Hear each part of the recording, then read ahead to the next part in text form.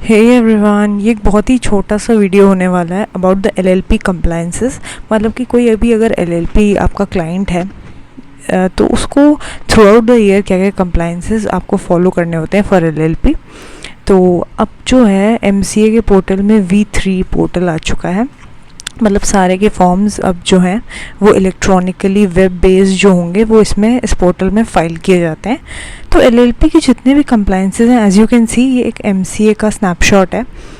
MCA में my application में जाके you can find on LLP E filing. ये सारे जो फॉर्म्स हैं ये सब एलएलपी के ई फाइलिंग में काम आते हैं। मतलब मैंने सिर्फ इम्पोर्टेंट वालों को हाईलाइट किया हुआ है, जैसे कि फॉर्म 3 है of LLP agreement and changes. अगर कोई भी इन्फॉर्मेशन आपको रजिस्ट्रार को देनी है इस फॉर्म में होगी। Form 8 statement of accounts insolvency and form 11 annual return of LLP. और भी बहुत सारे फॉर्म्स हैं, as you can see, strike off. मतलब ये सब जब ये इवेंट्स होंगे तब ये फॉर्म्स फाइल करने होते हैं। तो ये तो सिर्फ एक समरी है छोटी सी। मैं अब ये बताऊंगी इन डिटेल कि कौन से कंप्लायंसेस किस ड्यू डेट में कौन से फॉर्म में कब और कौन उसको साइन सर्टिफाई करता है। एलएलपी के सारे कंप्लायंसेस एक ही जगह पे हो जाएंगे इस तरह से। ठीक है, चलो आगे बढ़ते हैं। कंप्लायंस नंबर 1 जो है कंट्रीब्यूशन बाय पार्टनर्स। तो एलएलपी में पार्टनर्स होते हैं, डायरेक्टर्स तो होते नहीं हैं, तो वो कंट्रीब्यूशन लेके आते हैं। तो उन्हें क्या करना होता है, डिस्क्लोजर देना होता है कि क्या क्या वो कंट्रीब्यूशन लाए हैं in cash, in the form of cash, movables, immovables, other benefits. मतलब किसी भी फॉर्मेट में अगर वो कंट्रीब्यूट कर रहे हैं, you have to disclose that. Next is financial disclosure, section 34। ये सब एलएलपी एक्ट की बात हो रही है। तो basically LLP has to maintain all kinds of records and books of accounts। ये सब प्रिपेयर करना होता है and it has to be kept at the registered office of the LLP and has to be retained for 8 years। ये सब जो books of accounts होते हैं 8 years तक तो रखना ही है। कंपनीज में भी ऐसे ही होता है, परमानेंट नेचर के अलग होते हैं डॉक्यूमेंट्स, उनको परमानेंटली प्रिजर्व करना होता है। और ये जो फाइनेंशियल डिस्क्लोजर हैं they have to be made in cash basis और अक्रूवल बेसिस। जो भी books of account, ledger, journal जो भी बनता है, इन रिसीप्ट्स एंड इनकम वाला जो भी स्टेटमेंट होता है, एलएलपी को डबल एंट्री सिस्टम फॉलो करना है। नेक्स्ट कंप्लायंस नंबर 3 है statement of accounts and solvency. अभी हमने देखा ये जो ऊपर फॉर्म्स थे। सो ये जो statement of accounts and solvency, हमें हर साल we have to prepare a form 8। Form 8 नाम है। V3 पोर्टल पे जो एमसीए के साइट पे जाओगे, फॉर्म 8 करके अभी जो मैंने ऊपर दिखाया, जैसे उस फॉर्म 8 पे क्लिक करोगे, what do you have to do, you have to give all the disclosure about the accounts of books of accounts and that the LLP is solvent. So ये कब करना होता है, within 30 days from the due date. और due date कब है इसको file करने की, 6 months from the financial year end. जैसे कि कंपनीज़ में भी 6 months from financial year and में AGM उन्हें होल्ड करनी होती है। इसमें क्या करना होता है, इन्हें अपनी ये डिस्क्लोजर ROC को उस फॉर्म में फाइल करना होता है विद इन 30 days। जैसे कि इनका 30 September ड्यू डेट आ रही है, 6 months फ्रॉम फाइनेंशियल ईयर। अब इसके विद इन 30 days के अंदर they have to file this form number 8। और वो साइन कौन करेगा, डेजिग्नेटेड पार्टनर। और इन केस अगर आप लेट कर रहे हो, अगर लेट हो गया ड्यू डेट जो 30 days जो है ड्यू डेट से उससे लेट हो, तो फिर लेट फीस आपकी लगती जाएगी। ठीक है। In case your accounts are to be audited by chartered accountant. अब चार्टर्ड अकाउंटेंट एलएलपी के अकाउंट्स को कब ऑडिट करेगा, मैंडेटरी कब हो जाता है, जब एलएलपी का जो है turnover, as you can see, turnover 40 lakh से ज़्यादा हो गया या फिर कंट्रीब्यूशन 25 लाख से ज़्यादा हो गया। इन दोनों ही केसेस में अगर ये कोई भी थ्रेशोल्ड क्रॉस कर रहा है एलएलपी, तो उसको मैंडेटरली अपने अकाउंट जो है चार्टर्ड अकाउंटेंट से ऑडिट कराने पड़ेंगे। उसके बाद आप अपना ये statement of solvency and accounts को V3 पोर्टल में फॉर्म 8 पर फाइल करेंगे। इसकी ड्यू डेट भी मैंने बता दी है। Next, annual return. जैसे कि कंपनीज भी अपना एनुअल रिटर्न फाइल करती हैं with in 30 days from the AGM। तो इसको क्या करना होता है एलएलपी को, यही V3 portal web based form, online form होता है, कुछ डाउनलोड करने की ज़रूरत नहीं है। आप एमसीए की साइट पे जाइए, ऑनलाइन ही इस फॉर्म को एक्सेस करिए, which is called the form 11। और इस फॉर्म को जैसे ही आप ओपन करेंगे, इसमें आपको एनुअल रिटर्न में पूरे साल भर के डिटेल्स जाते हैं कि एलएलपी ने क्या किया। इसकी ड्यू डेट क्या है, within 60 days from financial year and. तो यानी फाइनेंशियल ईयर एंड होता है 31 मार्च, तो विद इन 30 days हो गए ये, मार्च से अप्रैल, अप्रैल से मई, within 60 days I mean. तो विद इन 60 days आपको एनुअल रिटर्न फाइल करना है, वरना लेट फीस बहुत गंदी लगेगी। ठीक है। एंड एक चीज़ और है, it has to be certified by a practising company secretary.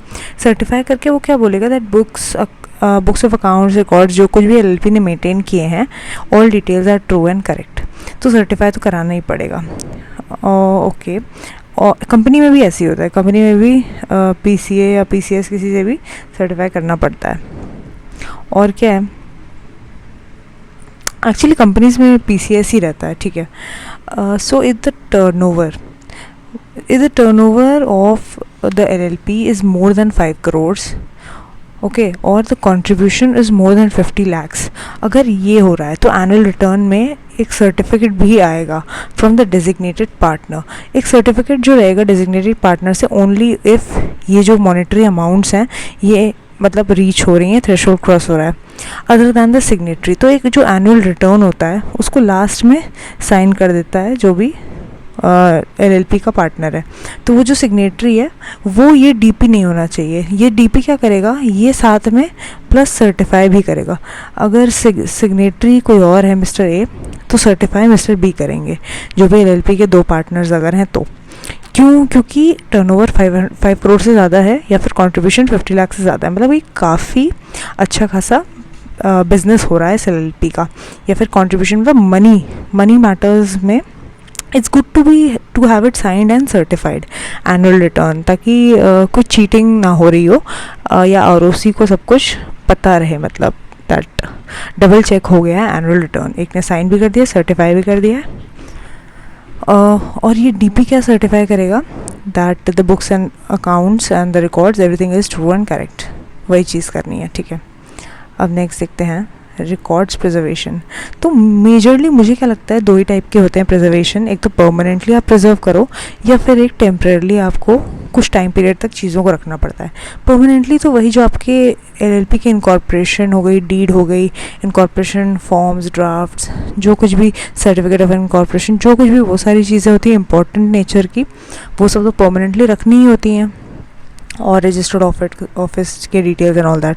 But ये सारे जो डिटेल्स हैं इनमें से ये सबसे कम टाइम के लिए आपको मेंटेन रखना है, 3 years ओनली। जो भी रूटीन छोटे मोटे से मैटर्स होते हैं, कॉरेस्पॉन्डेंस, आप मतलब टू एंड फ्रो मेल पे बात कर रहे हो किसी से, या फिर टू एंड फ्रो आपके फीस से रिलेटेड जो भी मतलब रूटीन मैटर्स है, कुछ स्पेशल मैटर नहीं है। अब ये जो ईयर्स हैं इनमें कोई भी स्पेशल मैटर हो सकता है, जैसे कि जो भी आपके एनुअल रिटर्न में अगर कोई ऑर्डर आ गया, सेंट्रल गवर्नमेंट अगर इन्वॉल्व है, आपको किसी ने शो कॉज नोटिस भेज दिया है, मतलब ऐसे इंपॉर्टेंट बड़े बड़े से मैटर्स, तो उनसे related forms, details, documents, draft आपको सब कुछ मेंटेन रखने होंगे लंबे पीरियड के लिए। बट परमानेंटली चाहो तो रख सकते हो, लेकिन इसमें प्रिस्क्राइब्ड है एक लिस्ट, ठीक है। नेक्स्ट क्या होता है, एलएलपी को अपना ऑफकोर्स एक एलएलपी का बैंक अकाउंट मेंटेन करना होगा। You have to open that account. ऐसा नहीं है कि जो पार्टनर्स का अकाउंट चल रहा है उसी से काम चल जाएगा, नहीं। एलएलपी है, एलएलपी का एक सेपरेट अकाउंट होना है और उसी से सारे ट्रांजैक्शंस एलएलपी के माने जाएंगे। देन एलएलपी को जीएसटी में भी रजिस्ट्रेशन लेना होगा एंड पैन और टैन भी लेने होंगे, अप्लाई करना होगा। ये तो आपके इनकॉर्पोरेशन के ही टाइम पे हो जाता है, जब इनकॉर्पोरेशन फॉर्म्स आप फाइल कर रहे होते हैं ना, तब हो जाता है। फाइनली इनकम टैक्स रिटर्न, वो तो हर पर्सन को फाइल करना ही करना है। एलएलपी के लिए क्या ड्यू डेट है, 31 जुलाई एवरी ईयर। और एलएलपी अंडर टैक्स ऑडिट, अगर किसी का टैक्स ऑडिट चल रहा है तो ऑफकोर्स थोड़ा टाइम ज़्यादा लगेगा, इसलिए उसको टाइम दे दिया है 30 सितंबर फाइल करने के लिए इनकम टैक्स रिटर्न। अब जो होता है एक और जो है वो है DIR 3 KYC। ये एक तरह का KYC, know your customer, know your client मतलब टाइप की चीज़ होती है। इसमें ये हर डायरेक्टर को भी करना होता है और एलएलपी के जो पार्टनर्स, डेजिग्नेटेड पार्टनर्स जो भी हैं उन लोग को भी करना होता है, मैंडेटरी है। Each designated partner for LLP is required to file form DIR 3 KYC on और बिफोर 30 सितंबर ऑफ ईच फाइनेंशियल ईयर। तो ये DIR 3 KYC का मतलब क्या है, इसमें बेसिकली ये हम हर साल MCA में या ROC को ये डेटा डाल के बताते हैं कि क्या जो हमारे डायरेक्टर या पार्टनर हैं, क्या उनका एड्रेस चेंज हुआ है, क्या उनका मोबाइल नंबर चेंज हुआ है, क्या उनका ईमेल चेंज हुआ है, ऐसे कोई भी चेंजेस यहाँ पे हम नोटिफाई कर देते हैं। So that's it and I think that was helpful. बहुत ही छोटा सा एक था टॉपिक, मुझे काफ़ी इंटरेस्टिंग लगा और इसको तुम लोग पॉज करके एक बार रीड कर सकते हो, तो MCA के साइट पे जाके भी चेक कर सकते हो। And if that was helpful और मज़ा आया हो तो कमेंट्स में ज़रूर बताना। Thank you so much.